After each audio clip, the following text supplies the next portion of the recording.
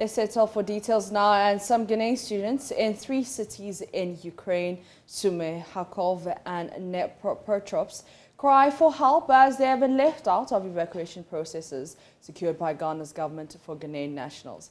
The students say they fear for their lives as they find themselves in the heat of the crossfire between Ukraine and Russia.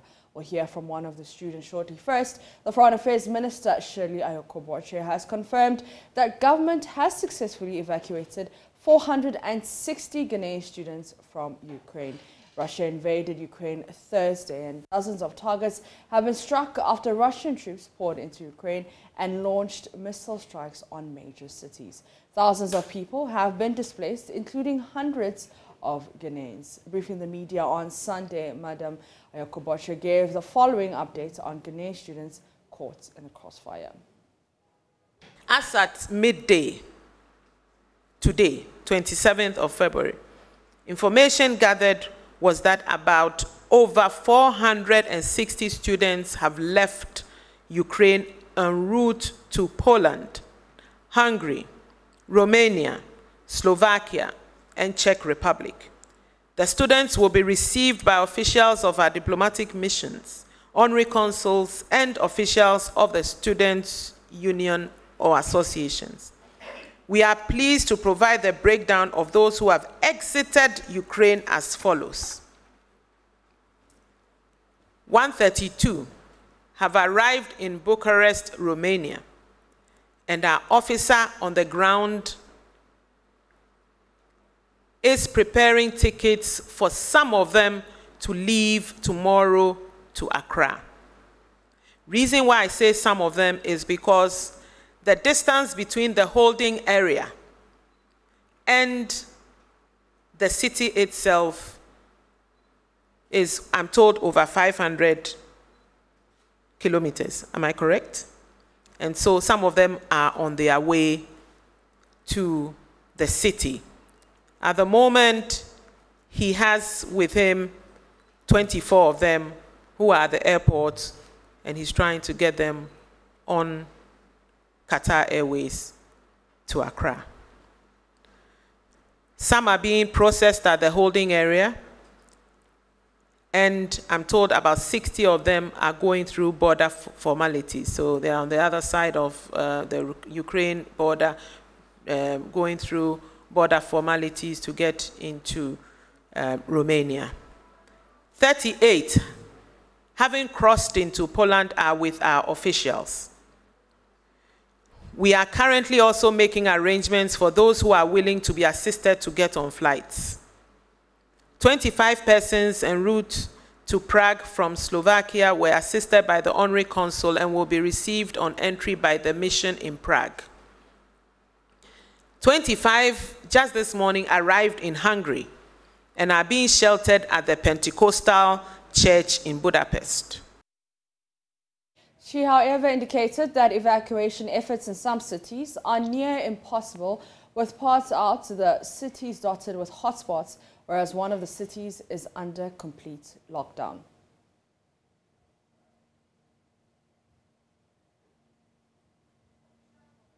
Foreign Affairs and Regional Integration have held productive meetings with diplomats of the Russian and Turkish embassies in Accra to discuss the pathway to an incident-free evacuation exercise. Just this morning, I spoke to an official of the Ukrainian embassy in Abuja. They have concurrent accreditation to Ghana. And I told them about the difficulties some of our compatriots, especially the male students, are facing in their attempt to cross into neighboring countries. Both meetings resulted in an agreement to facilitate passage of our compatriots should the need arise. Other meetings were held with officials of the Scholarship Secretariat and a Ghanaian security institution, all in a bid to promote multi-stakeholder engagement towards a successful evacuation of our people. Meanwhile, some stranded students in these exempted cities are considering walking to the nearest cities as they run out of transport options. Kwesi Raymond is a student in Some and he joins me via Zoom. Raymond, thank you so much for your time. Thank you too, and good afternoon to your listeners as well. Now, the city that you're in, is it under lockdown? Not really. We are not under lockdown as of the moment, so yeah. Okay, so, I mean, clearly you must be unsettled by this. Tell us how you feel. As I told you earlier, most of our friends who are at the western part of Ukraine have been successfully evacuated. Some are going to Poland, Hungary, Slovakia, and all those stuff. But for us here in Sumy, we are very close to the Russian border, so it's very difficult for us to take ourselves outside the city or be evacuated. And some are actually considering to walk because there's a city that is closer to Sumy. It's called Port Tavas. That is where the trains are working. Because Sumy here, no trains are working, no vehicles are working. So there's no way in, there's no way out. So it's like we are just stuck in the middle. So people are actually considering to walk. It's like a 3 hours drive. So when you're walking, probably, I don't know how long it's going to take, but people are actually considering of walking to that side because people are afraid. Everyone is afraid of their lives and all those stuff. So yeah, that is what's going on here. Now, can you, so are you part of the group that also wants to walk? As of now, I'm still taking my chances. I don't know what's going to happen. So I might walk, but I'm still considering. All right, now give us an estimate of how many Ghanaians are there with you. I'm in the house right now, so we are like 6 boys over here. And whole city, if I'm not exaggerating, we would be more than 200 Ghanaians in Sumy. If I'm not exaggerating. Yeah. I don't actually. But then have you received any official communications? There have been forms. We keep on filling forms. We keep on filling forms. Today, these forms will come from Ministry of Foreign Affairs, blah, blah, blah. We fill this form, dead end, nothing will happen. The next day, we fill, nothing will happen. It's like there is no plan for us to get evacuated. So we are just here. So I don't know if they have plans for us to get evacuated or we are on our own for that. All right, you mentioned that your city is not under lockdown. I'm sure you've gone out. I just want you to paint a picture for us. How is everything looking? When you go outside, there are no movements currently going on outside because everyone is scared. Both the civilians and we the foreigners, everyone is scared. So when you go outside, you can actually go outside. But when it is around before sunset, I think after sunset, you can't go out because the road will be very silent, no one will be walking. But as I'm talking to you right now, if you want to get something from the shop, groceries, and go out and get whatever you want and come back home. But people are not actually walking as they used to walk around normally. That is not happening right now.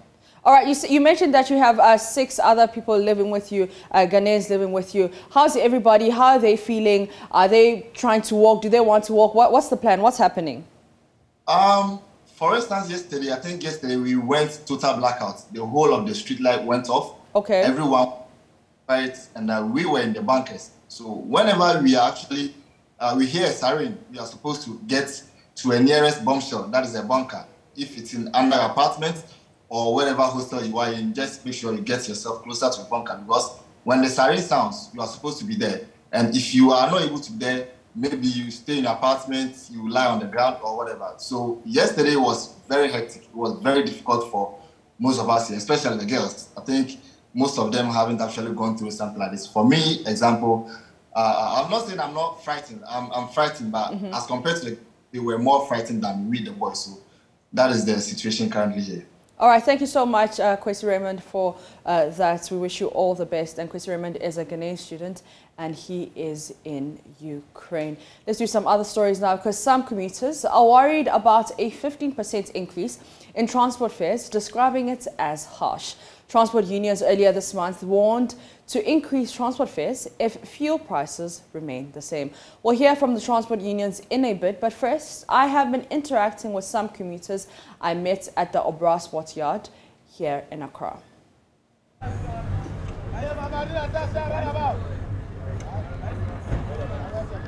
Increase of fuel prices and the economic hardships that the country is facing are some of the reasons that the Ghana Road Transport Coordinating Council has given for the 15% increase in transport fares. I am here at the Obra, Trotro and taxi rank, where I'm going to talk to some passengers who will be greatly affected by this. Realize the case, how things have increased, it affects we a lot because we transfer our goods and materials. Maybe right now we are coming from the north. So we just came, realized the case, we just realized that things increase all of a sudden. So the budgets we made, everything has increased totally. And even we are stranded now. Now we are stranded, we don't know how things will go. You can see our load here. And realize the case, we just came, the fare now is 9 cedis, but we used to board car from here, 6 cedis, 50 pesos. So everything just changed. So we need to also just work it out so that things will calm down. Things will calm down. How often do you do this trip, going to the north? How often? And that's our work. We are in Tutarazo. Okay. So this traveling and traveling and traveling. So it affects us a lot. When this fare is up, it affects us. I'm from Alajo. I take car from Alajo, coming to Circle, going to police depot. Police headquarters. You see, it's too high. It's too high for me. Because look at my children, because I want to pay and then pay myself. Yeah, so it's too high. Oh, the government is supposed to, you see, because the driver, they are complaining about the fuel. Because the fuel is too high. So you should look at the thing and the thing come down so that we too, we are okay. Because it's not easy. It's not easy. Everything, because food and everything go high. So it's not easy, look at the way I'm sweating. Now the price is high, and going to places now won't be easier. Yes. So it's not really helping. Yeah. Send the drivers now drivers but me think it's a 50%. Say it's good if it's good for the drivers, fine. If it's not good for them. Because send money my end there, baby I did. Yeah. But what about you for the passenger, as a passenger? As a passenger, we have to consider the drivers. Okay. Because almost said petrol they be almost chosu. And say they be almost not so much 50%. I think it's cool with me. Yeah. There is an increment in the fuel. So definitely drivers are also going to, otherwise they will incur us, because vehicle owners are also waiting for their ends meet at the end of the day. So definitely they also have to increase the fares. And for me, I think it's normal because you have no choice. Ahead of JoyNews' Living Standard series, which is tomorrow, we bring you views from Trotros in Accra. This morning, I'm in a vehicle moving from La Paz to Circle. And we're trying to gauge the economic conditions of those in this vehicle. We're trying to get their views on the recent increase in transport fares and how it's affecting their budgets. And so we'll talk to some of the passengers to tell us, what they think about it and what they're doing to also help them survive in this economy. Okay, as I say, na pe wo kwa he? I koye adwuma La Paz, Abeka. Adwuma be na wo ye? I sprayer. We sprayer. Into the bia kwan we car bus we bi na wo fa the boy adwuma. Na at the same ma em say Saturday no ya to first nim. Who ne say? Price was too high. So I don't want to. Okay. Tino baby a we hefa na wo ti aya obefa car wa ha. Efi afoma my afoma. Okay. Na no utu asen ha so kwa utu asen. You foka be 2 times because we be through La Paz before I say La Paz to Abeka. Answer number 2 first no for utu asen. We be to for a bar. Moje 5 cedi. 5 cedi. Na free hand so kwa yesen. Fear from La Paz. I don't know, say if you have confessed now, Moje friends 1 cedi 70 pesos. But now, since you say they have to swallow. Now, where say no, send a tomorrow. I didn't ask some budget. I say, I was sort of, I say, price first and now I'm going to say beer. Percentage in over 50 crowd. This year, I say, also more money, it's the same amount. Lord, fair no more to the higher pa because I don't be charging no people nya de be anya tuabia no betua nso na ye fence fair no omo tum sa no ye higher kwa menso wo say no mtumu say wo de wo aye ne mma ntinya wo kwa na otua fair no otua ma oye no mma so ntinya say na ya wo tua anopa mo yi say na mo de tua transport no okay anopa me yi fence 100 Ghana we I binka what the day transport nko ano no da bi any omo chop money the transport nko betima di be 40 Ghana because they say no onam kura na wo ko nyama nko yi and ko yi say to say you have to pay too much over ya give 5 CD and I will free my year now me te fada man na me adwuma o say there is better but send na situation no te no and I me copy dem wo my year send na be ya nyama be kolu na kire say wa we condition say nyama no be ko ye be still eduwechi because ye ko duru my year say na ye 5 CD say 5 CD 80 pesos. Let's hear from Deputy Secretary of the GPRTU, Richard AMANKWAA, and General Manager of VIP Transport Services, Adaka Brefrim Pongmanso, who have been speaking with Benjamin Akakpo on the AM show. Our reaction is that we GPRTU, we are a well-established institution or transport union. Moreover, those who are falling for 30%. We met as a coalition of transport operators, commercial transport operators. Right. You know, we have about 16 transport unions. Right. That came together to form that coalition. Aside that, we have GITCC. That is Ghana Road Transport Coordinating Council. We too met. As well as we went to negotiation table with 30%.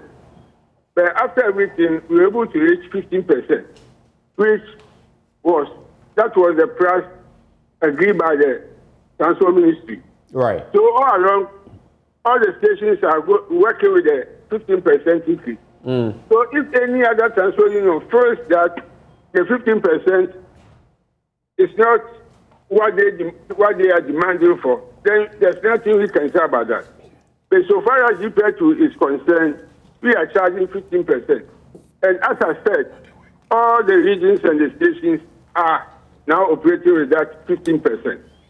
Moreover, no one can... But tell me, even before you go on, yes, you tabled 30% and you were granted 15%, half of what initially you felt was fair. Is the 15% enough? We've also heard some of you say that, look, if there are any increments at all, you'll add another 5% or so. So tell me very honestly, the 15% you were allowed to add on to your fares, was that enough? The 15%, when you look at the communique which we issued, it was clearly stated that whenever the fuel price goes up to 10%, we are at liberty to increase our transport fare. So as at now, we are working with 15%. And as we said, so we were looking for 30%. But after considering the price and the situation in the country, we decided that we will go with the 15%. But we make it clear that whenever the petrol fares increase by 10%, we are going to add the same 10% to the current fare. So that was the agreement that we reached before we came out with that 15%. So far, we have not received any adverse reaction to the increment. And you would agree that since June 5, almost 8 months ago, when we did the last adjustment, a lot of things have gone under the drain, and people noticed how generally the variables that we use in assessing our transportation requirements have gone so up.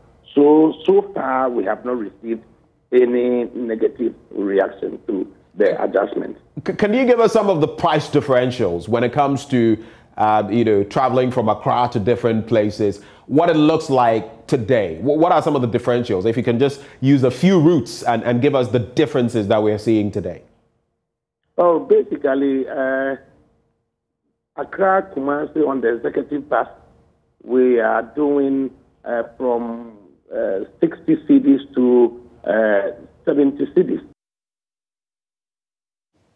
Let's do other stories now. This afternoon, there's an emerging standoff between management of the University of Ghana and lecturers there over a directive forcing the lecturers to return to class today. A High Court order had left the national leadership of UTAG with no choice but to call off the strike, with member chapters urged to ratify the decision. While 9 out of the 15 members have already voted to reject the decision. Classes were expected to begin today, February 28, 2022, across the country. But even before the day could break, the University of Ghana chapter of UTAG had served notice it was not going to return to the classrooms. Management of the university responded almost immediately, insisting lectures must begin as scheduled without fail. My colleague Manuel Kranting has a copy of the response and joins me in studio. Now, Manuel, what is the argument of the UG management? So essentially what we're learning from the university management's response to UTAG at the University of Ghana is that following the decision by the National Executive Committee of UTAG to suspend the strike, a directive from the Ghana Tertiary Education Commission was issued to all public funded universities to reschedule the academic calendar to the effect of starting academic work today, Monday, February 28, 2022. And since the directive, or if you like, that particular communication from NEC has not changed, there's no need to vary the conditions under which the university is supposed to resume operations. And so the management insists that even though UTAG Legon says that it has voted to reject the decision to go back to the classroom, it must actually go back to the classroom. And MAPS, we're learning that just in the past 1 week, there have been as many as 3 votes that have been organized by the University of Ghana chapter of UTAG. The first one was to reject the decision by NEC to call off the strike. The second one was to reject a directive from management to return to class. That was last night. And just in the past couple of minutes, we're learning of another vote that has been organized this morning to now rescind that decision that was taken last night. So now they're expected to go back to class. And our monitoring on the university's campus today revealed that lectures are indeed happening, even though quite reluctantly, the lecturers have returned to class. All right, thank you very much, Manuel Kranting. And he's been giving us an update on the Accra situation. Let's go now to the University of Cape Coast. Correspondent Richard Kojinako has been there all morning. Richard, what can you report from the grounds? Richard Kojinako, if you can hear me, what can you report from the University of Cape Coast? Well, so what I can tell you now is that lectures have begun, and so you can see that the students are going to and from lectures. When I visited some of the lecture theaters, what I saw was that some of the lecturers were in the classroom, they were teaching, but there were others that were conspicuously absent. And quite remarkably, there are a lot of the students that have not turned up for lectures because they still think that the strike has not been called off. And so that is the situation here. A short while ago, I had an engagement with the UTAG president of the University of Cape Coast, and he indicated that as far as they are concerned, the strike has been called off, but they will be voting today to reject or otherwise of the NEC decision to suspend the strike. And so that is the situation here at the University of Cape Coast. I've also checked the University of Education, Winneba, and a similar thing is also happening there. Lectures have not fully begun. It's just like some of them are the lecture theaters, but there are others that are also at the lecture, are not at the lecture theater as well. All right, Richard Kojinako is reporting from the University of Cape Coast in the Central region. Now let's take you to the Ashanti region, where Love FM's Emmanuel Bright Kweku has been monitoring events at KNUST. Now, Emmanuel, what can you report from the ground? All right, Mapitsu, here at the Kwame Nkrumah University of Science and Technology, academic activity is gradually taking shape here. When I was monitoring, I saw some students commuting to class for lectures. And then in one of the lecture halls I entered, I saw a lecturer in front of the class who was lecturing the students. And then in some cases where there are no lecturers, the TA, that is the teaching assistant, they take charge of the class. So here at the Kwame Nkrumah University of Science and Technology, academic activities are gradually taking shape. In my interview with some of the students, they told me they are excited, the lectures are back, and they are hoping that the strike would be utterly called off. So that's the situation here at the Kwame Nkrumah University of Science and Technology. Emmanuel, we're hearing of a meeting to vote on the suspension of the strike. Do you have any details for us? Oh, no, I do not have any idea on that, but I'll find out from the authorities and then inform you, update later on. All right, thank you very much. That is Emmanuel Brakaku, who is reporting from the Ashanti region, KNUST. Let's do other stories now, because she was allegedly blackmailed into believing the only way she could access drugs for her condition was by having sex with her caregiver. Mariama Isufu lost her memory from a ghastly motor accident and was later diagnosed with bipolar disorder. Her dependence on psychotropic medications drove her into the hands of a mental health service provider who will take advantage of her. Mariama's story is just one of several quality rights violations and mental health care captured in our latest Hotline documentary produced by Manuel Conti. Here are some excerpts. 2,000 members and executives. As I leave the Upper West region, I head for its eastern counterpart, some 120 miles away. In a town called Bongo, I have come to meet another mental health patient, Mariama Isufu. Schoolboy. He's a schoolboy. She too a trained teacher. But unlike Ernest, whose condition might have arisen because of his use of narcotics, Mariama was involved in a motor accident which almost claimed her life. As doctors managed to save her, Mariama's brain suffered a major blow, making her lose her memory. And that was the beginning of her own troubles. After the accident, I lost my memory. It took time before I started gaining my memory, and then the headaches and sleepless nights. Sometimes I can be there throughout the day and night. I can't sleep for several days or weeks.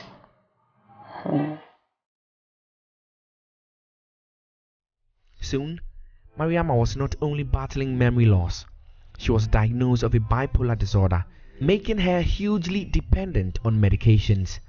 Mariama's experience in going through that phase of her life exposed another troubling feature of Ghana's mental health delivery system: sexual abuse. And I went on a visit to a friend at China. There I met a mental health service provider, and we spoke, and he agreed that I could be coming there for every month for healthcare until he was transferred to Bongo Hospital. I followed him there to the Bongo Hospital. There it all started. Then he started sexually harassing me. He will come and he demands sex, to have sex with me. Sometimes, many times when I go to Bongo, as at then he was there at the Bongo District Hospital. When I get there, then you tell me it's at his quarters. I should come there. It got to a point that it looked like it's like if I don't give in to his demands, I can't get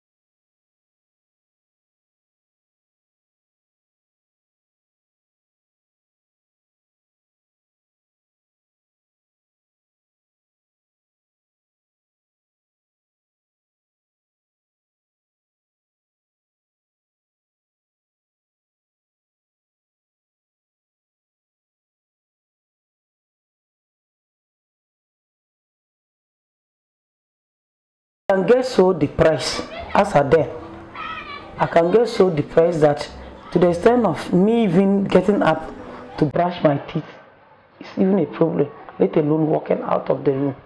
People suffering from mental health disorders and other related conditions are predisposed to depression. This is mainly because of their tendencies to withdraw completely from everyone else and keep to themselves. Without deliberate attempts to reach out to them in their world and offer help and support, they risk moving from bad to worse. And that is why the World Health Organization is heavy on quality rights in mental health care delivery. Here's the head of the World Health Organization's Quality Rights Initiative in Ghana.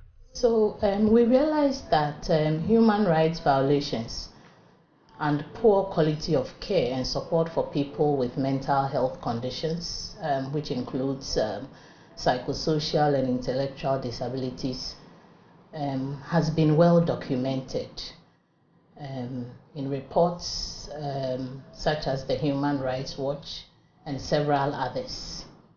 And these violations are actually occurring in mental health services, in faith-based settings such as the prayer camps and such, and generally in communities. And so based on this premise, and in response to these growing concerns, the WHO developed the Quality Rights Initiative.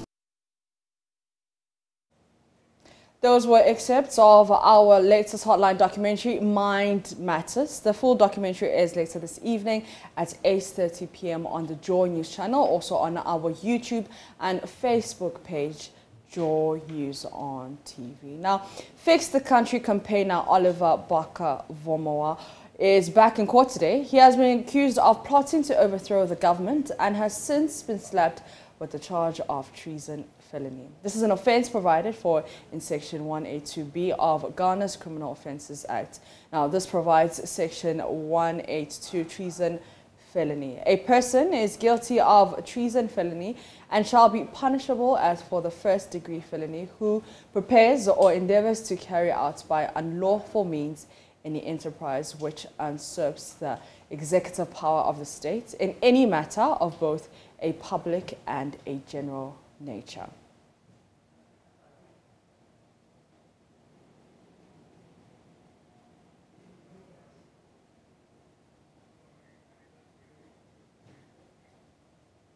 You're still watching Joy News today. Up next is business.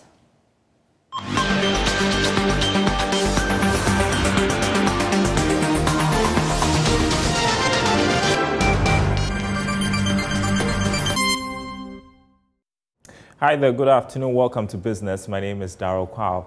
The Institute of Hospitality at the Kumasi Technical University has called on government to invest more in the hospitality and tourism sector. According to the president of the Institute, Matilda Asamoah-Appiah, the sector has played a role in boosting the nation's economy. There's more in this report.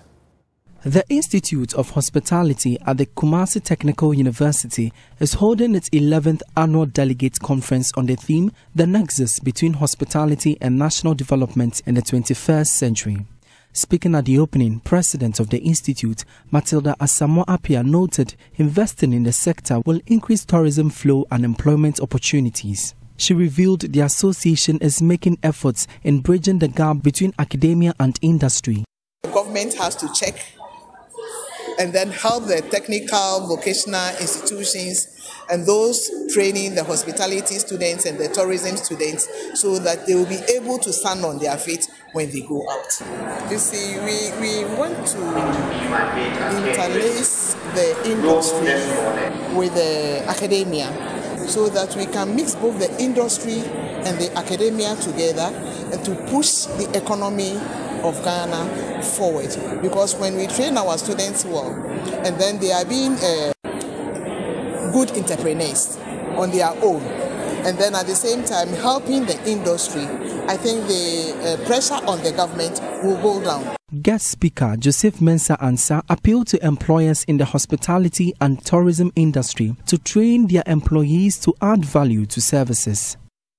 Employers believe that when they train people, they will run away or another person will poach them. But the question I asked, if you don't train, then who will train for you to go and poach? Because we are all poaching. Okay, so employers should make it an effort to train their staff. And as I said, if they pay them well, they won't run away. They'll be loyal to them. After training, they will still stay. But if you don't train them, you go and poach, you poach a wrong material at a higher cost. The head of Food Technology Department at KSTU, Professor Felix Naku Engma, advised players in the hospitality and tourism sector to introduce tourists to local dishes when they visit the country. He believes food has a role in promoting tourism in the country. I have had the occasion of introducing some of our local dishes to guests that we receive from outside of the country. And surprisingly, or pleasantly, what happened was that they enjoyed it. Unfortunately, we think they may not like it. But elsewhere, if you travel and you go outside, it is what they have, is what you are served with. In this, our case, it is the reverse. We want to please them and then give them the food they are used to. But we need to introduce our own to them. A senior lecturer at the Department of Hotel, Catering and Institutional Management, KSTU, wants the government to provide more teaching equipment to the department. According to Dr. Patricia Wusudakun, this will help in training students in the hospitality sector. We have very few working equipment. So that when the students go out into industry, they don't even know some of the equipment. So they are really lost, although they have the head knowledge, they don't know what it is they have to work with. So I like to plead with policymakers, governments, Ministry of Tourism, and all the players when it comes to hospitality education, that let us resource and equip the labs that train our students. Anita Sewajuka's report read to you. Now, President of the Academic City University College, Dr. Fred Bagonluri, is entreating prospective job seekers to develop more information technology skills. This, he believes, will bridge the unemployment gap in the country. He called on the youth to develop the right attitude towards work and leverage technology. Dr. Bagonluri spoke to Joy Business at the Tech Job Fair. Here's more. The Tech Job Fair is bringing together industry players, educators, students, government officials, and job seekers to understand the job roles of information and communication technology. It is also to promote development of entrepreneurial skills across the country and enable digital capacity building among the youth. Here is President of the Academic City University College, Dr. Fred Bagonluri. The certificate is just a validation that you've had some training, but can you actually do the work if you are deployed to it? That is really why employers are now looking at behind the certificate. What are you bringing to the table? What is your value proposition? What do you have that is going to take that organization to the next level? So oftentimes, we hear things like there are no jobs. And then you see a lot of jobs advertised. So there is obviously some sort of mismatch. So I think applicants have to start looking for what exactly are these companies looking for? And for those of us that have applied for jobs in the past, sometimes you have to look at the job market. What kinds of jobs are being advertised and how can you customize even your CV, to look like what is they're looking out there, and then you prepare for it accordingly. So you can't use one CV for everything. The Tech Job Fair is expected to connect employers to the right prospective job seekers with the requisite skill set that will help grow their businesses. And there's more news coming up, business news coming up on the marketplace at the top of the hour. Up next, sports.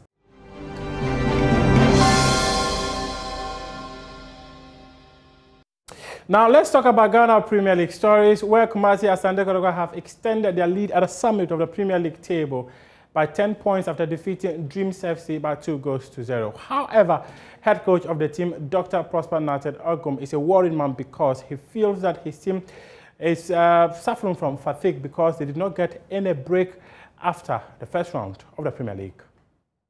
We didn't have some days off. It's been training, playing matches, so it's fatigue.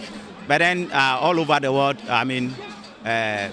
good teams are able to win even on a very bad day, on a very difficult day.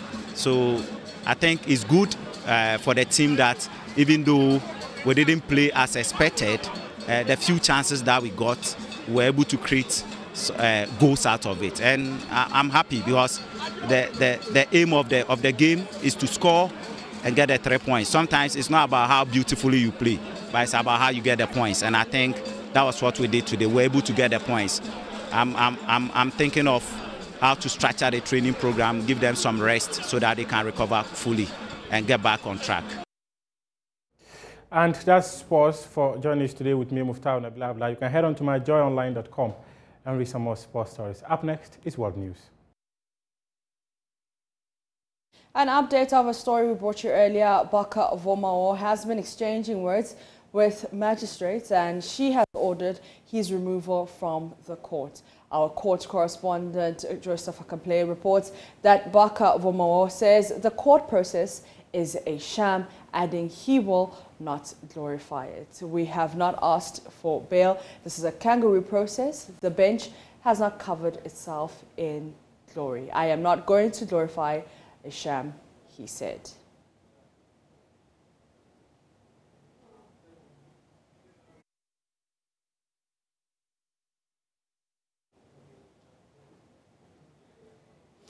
More of that in our subsequent bulletins, but that's where we end Joy News today. For more news, you can log on to myjoyonline.com.